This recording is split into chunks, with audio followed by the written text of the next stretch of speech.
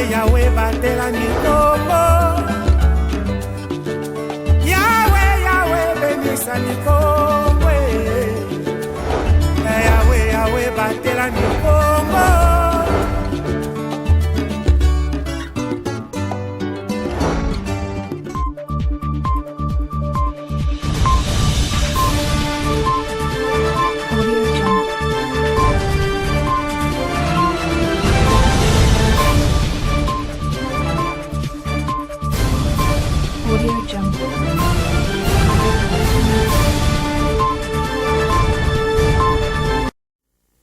Prêt pour vous informer, mesdames et messieurs, bienvenue dans ce journal. Salutations à toutes et à tous. La commission mixte composée de membres de ministères du Plan et de l'Intérieur de la province du Congo central a tenu la toute première séance de travail ce mercredi 2 novembre 2022 à la mairie de Matadi. Les détails dans ce reportage signé Glodino Lugano. Honneur vous saluer et vous informer que subsidiairement séance travail tenue date 21/10/2022 avec tout cadres territoriaux Congo central, des commissions conduites respectivement par Mininter Pro et Minipro Plan descendre vos entités en vue récolter données, projets réalistes et réalisables. Sur initiative du gouverneur des provinces du Congo central, Dr Guy Bandundungidi, une commission mixte composée de membres du ministère du Plan et de l'Intérieur a été créée pour mettre en place les comités locaux de développement qui aura pour mission de réfléchir et proposer les projets à impact visible pour l'intérêt de la communauté. Cette commission a tenu la toute première séance de travail ce mercredi 2 novembre 2022 à Matadi, chef-lieu du Congo central, avant de se rendre dans d'autres entités. On prit part à cette activité le maire de Matadi, les bourgmestres de toutes les 3 communes et quelques représentants des comités locaux de développement. Le ministre provincial de l'Intérieur, Affaires coutumières et de la sécurité du territoire, Papi Mambo Luamba, a éclairé l'importance de cette démarche. C'est sur autorisation du gouvernement de province qui vient de créer une commission pilotée par des ministères pour aller à la rencontre des administrateurs du territoire et des chefs de secteur et dans nos 2 villes. Nous avons comme mission de créer les comités locaux de développement dans chaque secteur et dans chaque commune parce que ce sont des entités décentralisées. Enfin, ces comités jouent le rôle du Parlement auprès des chefs de secteur, auprès des bourgmestres, auprès des maires de la ville. Ils vont proposer des projets. Ce n'est pas un plan d'aménagement, ce sont des projets en mode d'urgence à présenter à l'autorité afin que l'autorité puisse exécuter et financer. Au sortir de cette séance de travail, le maire de Matadi, Patinzouzoua Makengedi, a livré ses impressions. Nous avons échangé avec la commission qui a compris que la ville de Matadi avait beaucoup de problèmes et qu'après axe nous donnait pas la ligne à suivre, il y avait d'autres axes aussi à mettre en pratique. On échange pour apprendre. Nous sommes dans une école. Dans l'école, il y a l'apprentissage. Nous apprenons ce que le cabinet de l'autorité a amené. Et c'est le sommet. Ils vont nous donner la vision de l'autorité par rapport à ce que l'autorité nous a déjà dit. Et nous allons remettre à la commission tous nos projets. Signalons par ailleurs que cette rencontre intervient quelques jours après que ces animateurs des ETD aient reçu l'enveloppe d'1 mois de la rétrocession. Dans la salle de banque de la résidence officielle du gouverneur de Provence, il s'est tenu une réunion importante le mercredi où le commissaire général à l'entrepreneuriat, au sport et loisirs, Dominique Nkodiambete, a étudié la résolution d'une problématique ensemble avec plusieurs parties concernant les stades Lumumba de Matadi, Rivencial. Actif, c'est le mot qui convient et colle assez bien au commissaire général à l'entrepreneuriat, au sport et loisirs du Congo central, Dominique Nkodiambete. Sur instruction du gouverneur de province, le docteur Guy Bandundungidi, le numéro 1 du 10 secteur, a réuni ce mercredi 2 novembre dans la salle des banquiers de la résidence officielle du gouverneur de province. Les délégués des entreprises Sodimas et Mango, en charge d'exécuter les travaux de parachèvement du stade Patrice Emery Lumumba de Matadi, également ceux du ministère des Infrastructures infrastructures et travaux publics ITPR ainsi que celui de la Régie des eaux. La 10 réunion a tourné autour de la problématique de l'interruption de la fourniture en eau au stade Patrice Emery Lumumba, situation qui peut sérieusement ralentir les travaux en cours dans la mythique enceinte de la province. Nous avons eu une séance de travail avec nos partenaires qui travaillent au stade Lumumba et la Régie des eaux parce que nous avons un petit problème au niveau du stade. Il y a eu coupure ou interruption de la fourniture en eau. Alors il fallait rapidement réunir les partenaires qui sont impliqués pour qu'on trouve une solution à l'amiable. Nous avons parlé avec la Régie des eaux, le directeur de la production est là. Il y a une procédure qu'il faut suivre pour les rétablissements de l'eau. Nous sommes conscients qu'il y a une dette là-bas.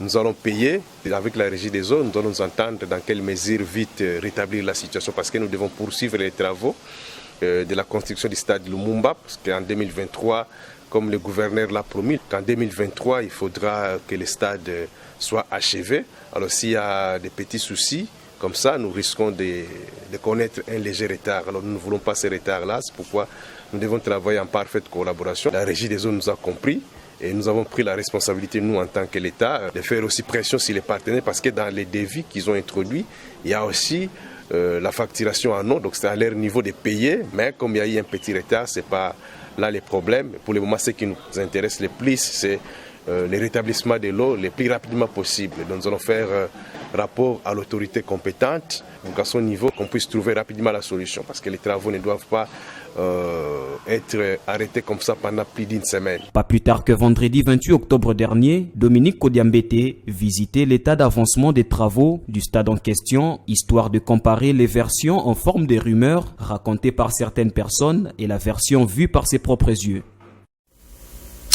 Parlons Église à présent. Prêt de dissiper le malentendu, le président provincial de la confession religieuse, l'Union des Églises indépendantes du Congo, IEIC, Monseigneur Dan Kenda, a tenu un point de presse ce jeudi 3 novembre 2022 dans la salle Koukiele au quartier Soyobouima dans la ville de Matadi. Suivez. Dans les soucis d'éclairer l'opinion publique sur les conflits qui sévissent depuis un temps au sein de la confession religieuse, Union des Églises indépendantes du Congo, IEIC, le président provincial de cette plateforme ecclésiastique, Monseigneur Dan Kenda, a animé un point de presse ce jeudi 3 novembre 2022 dans la salle de fête Koukiele, située au quartier Soyobouima, dans la commune de Matadi. Dans son exposé, le numéro 1 de l'UEIC Congo central a circonscrit la genèse de ces conflits. Il a ensuite donné quelques précisions sur les synodes convoqués récemment par l'actuel représentant légal de cette confession religieuse que eux considèrent illégale, l'archevêque et sa grâce Lamba Lamba. Puis s'en est suivi le jeu de questions-réponses. Tout a commencé avec le synode qui s'est déroulé au mois de mai de l'année 2021. Les gens murmuraient pour essayer de résoudre ce problème. On a trouvé que c'était un problème statutaire et les gens pensaient qu'il serait mieux de convoquer une assemblée générale. L'ordre du jour était juste simple de retoucher le statut. Il s'est passé beaucoup d'irrégularités. Dès l'entrée de l'Assemblée générale, si ces choses étaient faites conformément à notre statut, l'ancien comité devrait continuer à expédier des affaires courantes jusqu'à ce que le nouveau comité sera reconnu par l'État congolais. À ce moment-là, il y aura remise et reprise et les gens entreront en fonction et les choses se dérouleraient normalement. Jusqu'à la preuve du contraire, c'est l'ancien arrêté qui est en train de continuer à couler.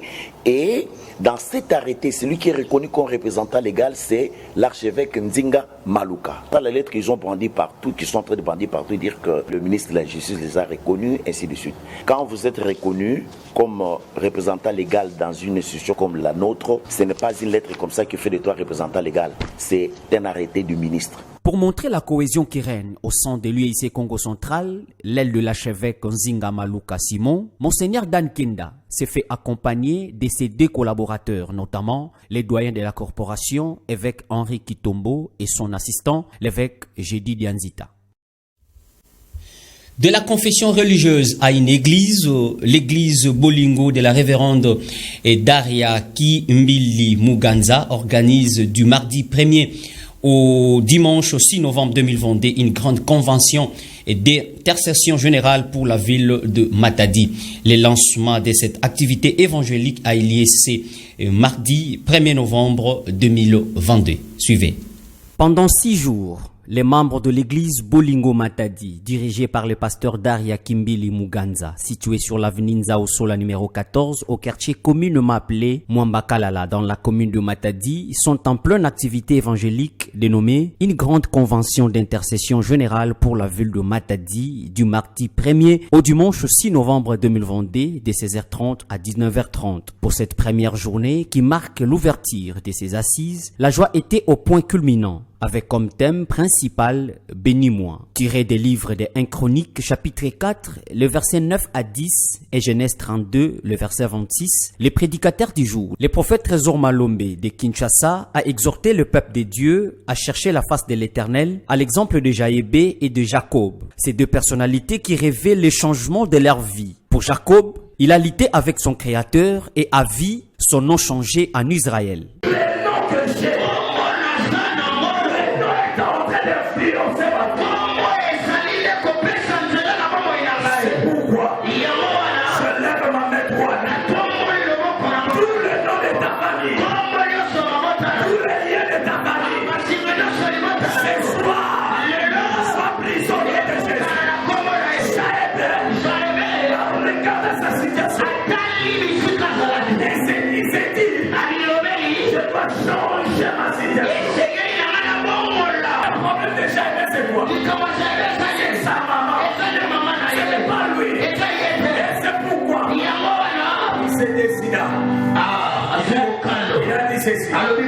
Je vais changer.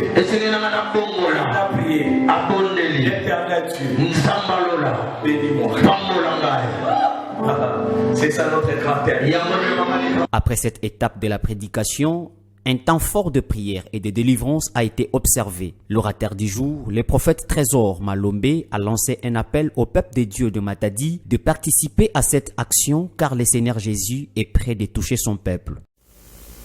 Dans ce même chapitre, l'orateur du jour, le prophète Trésor Malombe et l'organisatrice de cette convention, pasteur Daria Kimbili Muganza, ont parlé de l'importance du thème choisi et les mobiles de ces assises à la fin de cette première journée. Suivez. Bénis-moi, nous avons attiré dans le livre de Genèse chapitre 32 verset 26, là où Jacob a regardé sa situation, parce qu'il est né d'abord dans une famille de 2 et son nom Jacob signifie voleur. Et il a été poursuivi par son frère. Physiquement, Jacob était non béni, mais spirituellement, il n'était pas béni. Alors, en fouillant son frère, il a cherché plus la bénédiction qui n'était pas matérielle, mais spirituelle. Comme a dit Job, en réalité, dans l'homme, c'est l'esprit. Et c'est pourquoi Jacob chercha Dieu. Et quiconque voulait être béni, il doit consulter Dieu. Lorsque le peuple de Dieu, qui ne se sente pas mieux, qui se sent, il y a des liens, il y a des blocages, il doit aller recourir à Dieu. C'est pourquoi que Jacob s'est lié avec Dieu. Et à un beau petit matin, Dieu lui a dit, qu'est-ce que tu veux? Il a dit, bénis-moi. La vision vient de l'Église. Nous avons les départements d'intercession. Ils ont l'habitude de soutenir les gens qui ont des problèmes. Nous tendons vers la fin de l'année. Alors, c'est une occasion encore d'implorer le ciel, d'implorer la grâce de Dieu pour ces problèmes-là. Parce que nous pouvons dire merci à Dieu lorsque nous sommes dans des difficultés, dans des problèmes. Quelqu'un s'il est malade, la maladie n'a jamais pris à quelqu'un. On s'est dit, on ne peut pas se limiter seulement à l'église du Bolingo, parce que nous sommes tous les enfants des mêmes pères. Dieu est notre Père. C'est pour cela qu'on a surnommé la ville de Matadi. On a invité tout le monde de la ville de Matadi, parce que nous avons que les gens qui souffrent ne sont pas seulement dans l'église Bolingo. Matadi aussi, partout, il y a les gens qui pleurent aussi, comme les gens qui sont aussi dans l'église Bolingo. Et nous les avons invités pour qu'ils viennent nous tous ensemble, plaidons, parce que Dieu est capable de tout. Venez, à part les bénédictions matérielles, il y a aussi la vie éternelle qui nous attend.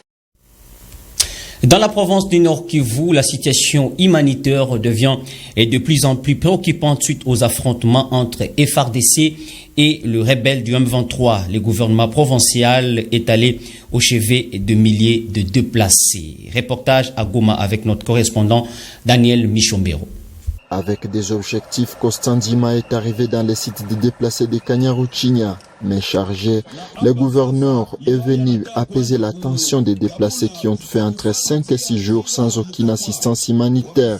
Alors, le message que je venais de lancer, c'est un message de responsabiliser la population.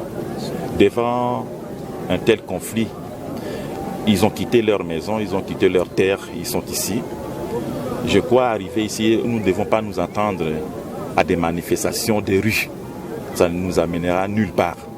Moi, j'ai dit que toute la nation est derrière nous ici. Ces déplacés traversent une situation dramatique. La société civile plaide pour une aide urgente. Mambo Kawaya, président de la société civile de Nyiragongo, parle ici d'une situation catastrophique. Dans la situation humanitaire, elle est catastrophique. Vous êtes ici au niveau du camp, vous êtes en train d'observer comment la situation se passe. Il n'y a pas de toilettes, il n'y a pas... donc il y a l'insuffisance d'eau potable. Il y a tant de problèmes qui doivent quand même bénéficier de l'appui urgent de la part du gouvernement congolais. Avec son mari, cette femme passe la nuit ici avec ses 6 enfants depuis 3 jours. L'accès à l'eau, à la nourriture ou même aux installations sanitaires est un véritable casse-tête dans les camps des déplacés de Kanyaruchinya. Selon l'Agence des Nations Unies au RDC, depuis la reprise des affrontements entre les rebelles du M23 et les FARDC, le territoire de Nyiragongo a déjà accueilli plus de 50 000 déplacés. Mardi soir, des jeunes qui ont soupçonné la MONUSCO de faciliter l'entrée des rebelles dans la ville de Goma ont incendié un camion portant un char de combat appartenant à la mission onusienne.